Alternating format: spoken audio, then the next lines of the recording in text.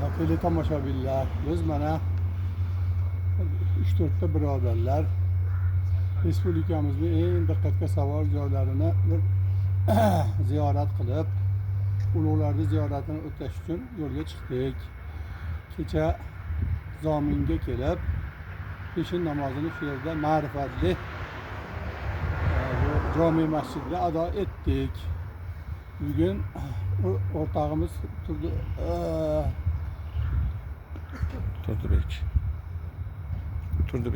Turdibek Nazarov bu yerda bizni kutib olishdi.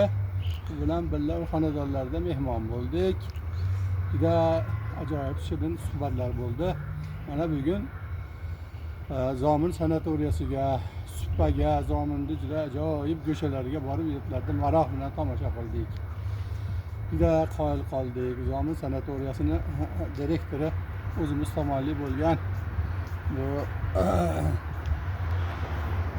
Ikromjon Mamajonov bizni chiroyli qilib nimalarni aylantirib ko'rsatdilar.